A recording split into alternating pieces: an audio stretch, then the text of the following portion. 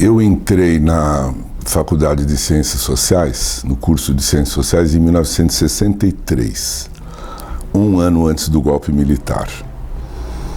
E passei lá os 4 anos de formação e mais 2 depois de formado, que eu estava fazendo especialização, e já comecei a dar aulas em 68, que foi o ano mais dramático, mais difícil. Entraram muitos alunos, era preciso de professores, então aqueles que estavam em nível de pós-graduação, então quando eu saí de lá eu era professor de lá, né? Eu nunca mais voltei para a USP para ser professor, para trabalhar lá, então eu não tenho um vínculo contínuo de 68 para cá, mas eu tenho um vínculo de descoberta da minha identidade. Quer dizer, a minha passagem pela Rua Maria Antônia é como um momento de estruturação da minha pessoa, da minha maneira de pensar, que eu não vou esquecer nunca. A importância de eu ter estudado na Rua Maria Antônia é tão profunda que até hoje eu reflito sobre isso. E como é que eu fui parar lá, naquela época? Eu fazia o clássico no Mackenzie, porque minha identificação sempre foi com a área de humanidades, naquela época eu chamava clássico, né? E o meu pai tinha feito uma espécie de ele fez quase que uma proclamação paterna de que ele conhecia a minha vocação e que eu deveria estudar direito. Ele se baseava nisso, ele se baseava, para dizer isso, no fato de que desde menino eu tinha muita facilidade para falar em público. Então, quem fala vai ser advogado, né? Na hora de escolher uma faculdade, esse mandamento do meu pai, ele era muito sério para mim. Eu cumpri o mandamento dele. Eu fiz vestibular na PUC, entrei entre os primeiros lugares, frequentei aquela universidade e nunca me encontrei lá. Eu nunca descobri esse meu lado de advogado, não me identifiquei com a proposta pedagógica, eu não gostava da atmosfera, do jeito que as aulas eram dadas, eu não gostava de nada. Agora, por mim, ao lado do mandamento do meu pai, eu segui a influência de 2 professores do curso secundário. Um era o professor de português, chamado Paulo Vilaça, que depois ficou muito conhecido como ator, infelizmente ele já faleceu, e a Nilce Cervoni, que era uma professora de filosofia. E eu gostava tanto de literatura quanto de filosofia. Esses professores já começavam a estimular a gente a ir assistir filmes de cinema, a ler algumas coisas, e eu me lembro que um dia eles disseram para a classe e depois para mim: olha, há um curso chamado Ciências Sociais, que é maravilhoso, porque dá uma formação completa, abarca um monte de coisas, vocês deviam procurar esse curso. E eu fui procurar esse curso, eu não conhecia ninguém que tivesse estudado lá, não conhecia ninguém da USP, e me inscrevi para o vestibular, entrei em 3º lugar e comecei a frequentar esse curso à tarde, o direito de manhã. E logo eu via um contraste gritante entre o que eu sentia numa faculdade e na outra. E passei a me dedicar totalmente ao curso de Ciências Sociais, né? Onde as aulas eram muito instigantes, elas eram dadas em alto nível, puxando a inteligência da gente. As leituras eram importantíssimas, porque eram os textos clássicos da sociologia, da ciência política, da história, da brasiliana, não é? Então eu fui entrando cada vez mais na proposta daquela faculdade, e com o passar do tempo, o que eu percebi foi o seguinte: na década de 60, na Rua Maria Antônia, como a gente carinhosamente chama, surgiu um espírito, surgiu uma maneira de estar no mundo que privilegiava a busca do conhecimento, a qualidade do conhecimento, o rigor para a gente estudar um texto, né? O rigor, o método. era um amor por um estudo e por um conhecimento que nos levaria a conhecer o Brasil de uma maneira mais profunda do que os outros centros de estudo ou da literatura publicada ou do que se fazia em outros lugares. Então a gente tinha uma meta que era, com rigor, com método, com amor pelo estudo, poder compreender esse país difícil de compreender, especialmente compreender o lado sofrido, o lado injusto, o lado explorado do Brasil, compreender qual era a estrutura de dominação, qual era a estrutura de organização desse povo, qual era a história, e isso é o que nos movia. Esse estudo feito com rigor nos levará a uma ação transformadora, porque ela está baseada num diagnóstico, ela está baseada num estudo correto, sério, de uma perspectiva que engloba o povo brasileiro e não apenas a manutenção das estruturas ou a elite dominante, né? Então, com todas as variações de temperamento, né, de colegas meus que já iam para uma linha mais de militância ou de engajamento político ou de decisão de participar ativamente na transformação do Brasil, o que envolvia, em muitos casos, entrar em organizações clandestinas ou mudar de vida e ter atitudes heróicas, arriscadas ou muito corajosas, pelo que muitos pagaram com a própria vida, como a gente sabe. O meu temperamento não era esse. O meu temperamento era de estudar e de refletir e de tentar compreender. E eu percebi que essa experiência nessa rua, naqueles anos, ela me criou um lado meu que é uma coisa que eu acho importante a gente carregar pela vida inteira. Para que serve o conhecimento? Como que eu busco o conhecimento? O conhecimento leva a uma ação evolutiva, ele leva a uma ação que faz uma diferença, que transforma. Quer dizer, mesmo eu tendo mudado de área, como eu posso falar depois, isto nasceu lá. Quer dizer, eu não sei se isso existia em outros lugares do Brasil, eu não sei se isso existe atualmente na educação brasileira, de qualquer setor.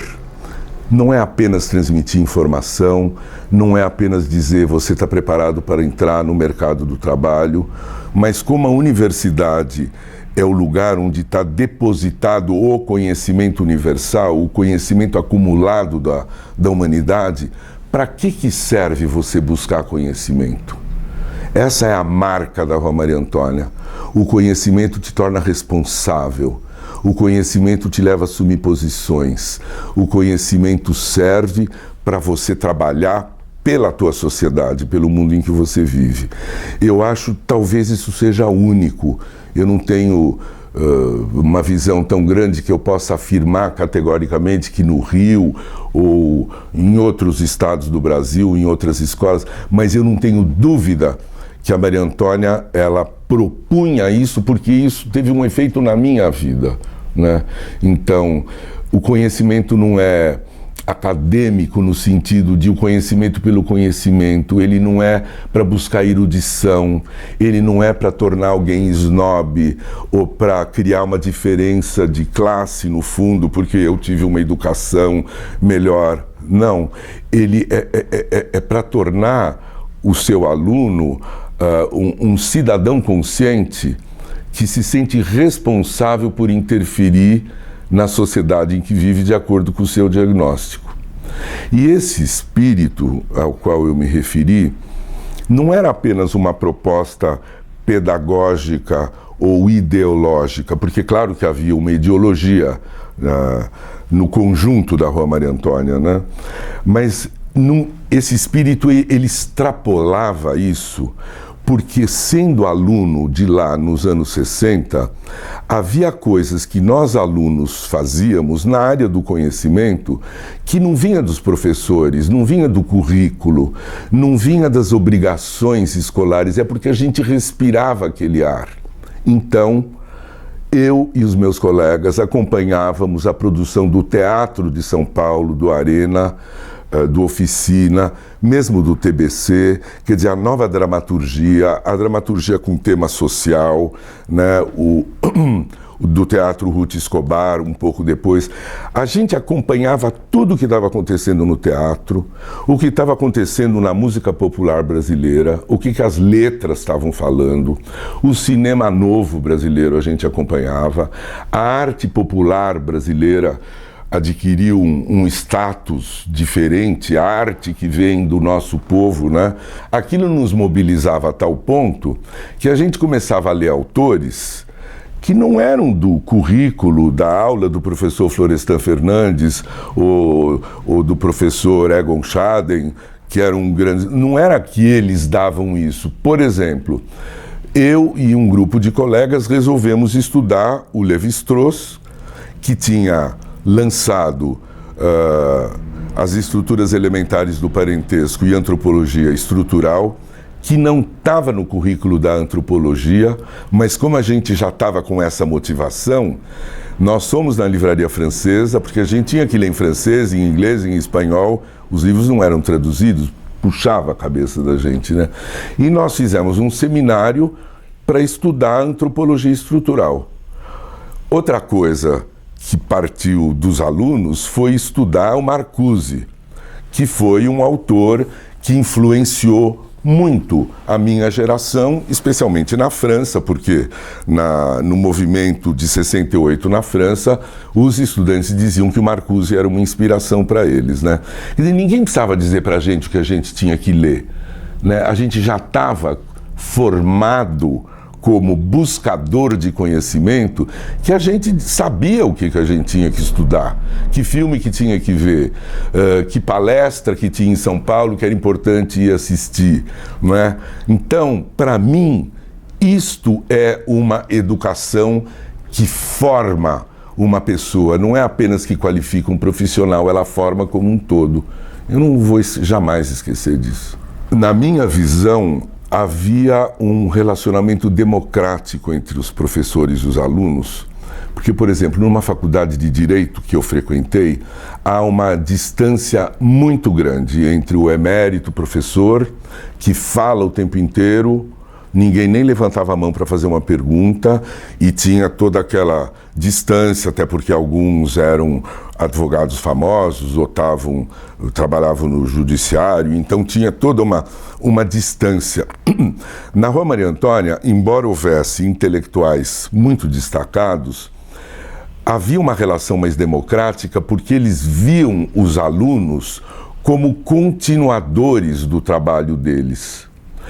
E também sem um vício que existe em todas as universidades, que é de formar suas cortes de seguidores, né? De seguidores que quase militam por uma figura de destaque, né? Dentro do corpo docente da Rua Maria Antônia havia diferenças de opinião, havia diferenças teóricas. A gente estudava com uns, estudava com outros, né? Todos eles se encontravam ali no saguão, não era... ninguém tinha a palavra caçada por discordar de ninguém, a polêmica, o debate era bem-vindo, e os professores conversavam com os alunos, não era conversa vazia, quer dizer, conversava-se de assuntos sérios, de atualidades ou de teoria ou do que fosse, e depois havia os bares da Rua Maria Antônia. Então, entre a tarde e a noite, os que estavam indo embora e os que estavam chegando, o primeiro lugar onde a gente ia era no bar da esquina, que existe até hoje, um aqui, ou no saguão, ou na calçada, que tinha muita conversa. E as conversas, elas não impunham muita diferença, né? Agora, nós nos espelhávamos nesses professores porque eles eram eles eram figuras de muito destaque, quer dizer, todos tinham carreira, a gente ia nas defesas de tese, né? Eu fui na defesa de doutorado do Fernando Henrique, eu vi o Sérgio Buarque de Holanda, o Florestan, o Procópio Ferreira de Camargo, o Antônio Cândido, quer dizer, esses grandes nomes, como é que eles funcionavam numa banca, o que era arguição, e nós alunos pensávamos, um dia eu vou estar lá. E olha o que eu preciso estudar, olha como eu preciso saber debater. Então, era uma coisa... as relações eram diretas, né? A gente participava da vida acadêmica inteira, a gente lia as teses, debatia, então não tinha muita divisão de status, sabe? Não é à toa que esse corpo humano entre professores e alunos, etc., é que criou esse espírito. Esse espírito foi criado por cada um que estava lá envolvido num sonho de estudo, de conhecimento, de prática e de cidadania brasileira, né? A gente sabe o que aconteceu com esse sonho. Esse sonho acabou se transformando num pesadelo que cobrou muito caro de cada um que sonhou. Quer dizer, cada um que sonhou teve que pagar por ter sonhado, teve que pagar muito caro. Isso é a história do Brasil, né? Quer dizer, o regime autoritário militar, ele jogou soda cáustica em cima de um sonho, né? Nivelando tudo por baixo, subversivos, comunistas, não sei o quê, mas não estava vendo que estava matando, né, um monte de sementes, uma criatividade, né? Isso é um dos dramas do Brasil, digamos assim. Quer dizer, não é que aquilo morreu, tem uma continuidade naquilo que é possível continuar. Mas o mundo está outro. Eu acho que hoje é muito difícil se criar algum núcleo, alguma pequena comunidade que tenha um sonho tão elevado, tão consistente, tão denso, como o que surgiu naquela década. Por isso que ela marcou as pessoas que participaram de lá, né? Quer dizer, eu fui marcado dessa maneira que eu estou te contando e até de outras, né? É uma marca indelével, não é uma recordação dos meus tempos de estudante. Eu não vou, nem sei se existe encontro de 40 anos, de 50 anos, nem sei se existe, não vou, não é por aí. Eu ainda tenho relações com pessoas daquela época, né? Mas não é saudade e não é nostalgia, é reconhecimento de uma experiência estruturadora. Como é difícil a gente ter no mundo de hoje, né? As experiências serem estruturadoras de um núcleo profundo da gente. Então, eu acho que foi um privilégio ter estado lá nesse período, né? O que eu acho importante é a preservação da memória do que foi a Maria Antônia. Quer dizer, como um centro de memória dentro da história política, intelectual, cultural do Brasil. Quer dizer, para que não se perca... Aqui no Brasil se esquece muito facilmente das coisas, né? Porque quando a gente estuda história, a gente fica sabendo que em tal país, em tal época, teve um núcleo que gerou um monte de coisas, como a escola de Sagres em Portugal, ou a Universidade de Bolonha, ou a escola de Frankfurt, ou o núcleo de não sei o que nos Estados Unidos, porque naquela época aquilo gerou muito e está tudo documentado, tudo preservado, né? Aqui, até porque houve uma destruição, quer dizer, se botou fogo naquilo lá, aquilo podia ter sido até arrasado com tratores, que felizmente não foi. Então, eu acho importante que se continue a atividade cultural, mas que antes de mais nada se preserve a memória. Nesses anos finais, 67, 68, quando eu fazia especialização e eu já estava fazendo pesquisa em ciência política para fazer uma tese sobre o período da ditadura Vargas. A propósito, eu já estava interessado em autoritarismo, ditadura, censura, etc., né? Quem me orientava era a Paula Begelman, que também foi uma grande formadora de valores, etc., né? Mas eu queria ir embora do Brasil. eu queria estudar fora do Brasil e comecei a tratar disso em 67. E aconteceu de eu ir embora do Brasil em agosto de 68, que é quando houve o assassinato de um estudante, houve a guerra com Mackenzie. Naquele momento, eu estava indo embora e era uma emoção muito difícil, porque ao mesmo tempo era, bom, eu estou indo para os Estados Unidos, para a Universidade de Chicago, lá é tudo mais calmo, mas eu também senti que eu estava abandonando amigos e colegas, eu não estava na luta, mas o meu coração estava ali. Bom, quem tem a minha idade passou por coisas desse tipo. E lá vou eu para a Universidade de Chicago, que era na época uma das 5 melhores americanas, né? Me adaptar a um modo de se estudar lá. E imediatamente eu vi que lá não tinha esse espírito da Rua Maria Antônia. Era uma coisa muito mais pulverizada, com regras, com procedimentos, e a maioria dos alunos ia para lá porque sabia que um diploma da Universidade de Chicago ia abrir porta para o mercado de trabalho. O meu diploma da Maria Antônia não me abriu porta para o mercado de trabalho, entendeu? A gente nem sabia o que um cientista social vai fazer a não ser dar aula, mas a gente não estava preocupado com isso. E eu em Chicago também não estava, eu queria viver a minha vida, os meus processos, longe da minha família, sozinho, e aí aconteceu o seguinte episódio. Eu me matriculo no curso do professor mais importante na época de ciência política.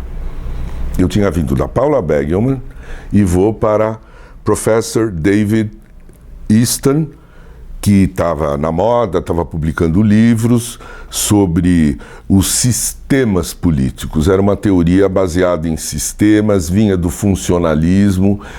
E eu estou lá na aula, eu não achava muita graça na aula, eu dizia, mas que diferença, antes era uma coisa tão apaixonante, tão envolvente. Bom, é assim, é assim. E um dia surge uma discussão entre o que é estrutura e o que é sistema. E a discussão estava boba. Daí eu levantei a mão e disse que Lévi-Strauss tinha acabado de lançar um livro chamado Antropologia Estrutural e que no estruturalismo a noção de estrutura implicava isto, implicava aquilo, implicava aquilo. Quando eu falei aquilo, fez-se um silêncio na classe e o professor perguntou assim: alguém aqui conhece esse antropólogo francês? Ninguém conhecia. E daí ele confessou que ele também não conhecia. Aí é que é um pouco de vaidade, porque em 68, um brasileiro numa universidade americana era um latino, era Latin Americans, né? Brazilian Students. E ali vinha a marca: subdesenvolvimento, vocês vêm da América do Sul, vocês são menos. Eu falei, eu posso vir do mundo subdesenvolvido, mas eu já li Lévi-Strauss em francês com os meus colegas da Rua Maria Antônia e eles não leram. Ali eu senti que a experiência pela qual eu passei, ela tinha me ensinado a procurar o melhor, a procurar a excelência. Esse é apenas um exemplo, né? E isso era, no plano psicológico, a melhor compensação para o nosso sentimento de vira-lata e de terceiro mundo e de subdesenvolvido e de não sei o quê. Sabe, a gente dizia, não, nós somos capazes de procurar uma qualidade porque nós temos qualidade. E esse episódio se repete, eu estou dizendo que isso é 68, né? 10 anos depois, eu mudo de profissão e eu vou procurar uma formação em psicologia junguiana, buscando excelência, no melhor lugar que tinha, que era o instituto fundado pelo próprio Jung, em Zurique. Me candidato, estou precisando de uma bolsa da FAPESP e faço um projeto de pesquisa para a FAPESP nos termos que eu aprendi a fazer um projeto, e eu consigo uma bolsa da FAPESP que também trabalha com avaliação de nível e de excelência. E eu chego lá num Instituto de Psicologia do Inconsciente e realizo exatamente o projeto que eu tinha proposto, que era uma análise da correspondência dos jesuítas no Brasil no século XVI, para ver qual era a imagem de índio que aparecia naquelas cartas. Já era uma junção de história, de antropologia e de psicologia junguiana. Eu consegui que a FAPESP, porque os consultores da FAPESP apoiaram essa ideia, e eu fui lá fazer isso. Era um trabalho pioneiro, porque não era uma coisa clínica de psicologia, não era uma coisa de antropologia, era uma coisa de junção, como é a minha história, né? E eu fiz o meu trabalho orientado pela pessoa mais qualificada, que era a Marie-Louise von Franz, que foi a principal colaboradora do Jung. Então, eu vim da Maria Antônia, eu quero ir no melhor. Fui para ela, apresentei, ela entendeu e aceitou o projeto. E ela praticamente não me orientou. Ela só me deu uma retaguarda para eu acreditar naquele trabalho. Quando o trabalho ficou pronto e eu tive que defender em público, ela fez o seguinte depoimento: que o meu trabalho se diferenciava do comum que se apresentava lá, porque aqui estava um candidato que tinha método para fazer pesquisa, rigor para pensar e sabe utilizar o pensamento para desembocar numa proposta que cria um posicionamento, até em termos globais, sobre a história das colonizações e o que foi feito com as culturas indígenas. Quando ela falou a palavra, este candidato tem método e tem rigor, na hora eu falei, obrigado, Maria Antônia. Você vê, a história foi para frente mais uma vez. E foi percebido, né, por outros que não conheciam essa história, mas é uma coisa que me tocou profundamente porque eu sei de onde que veio.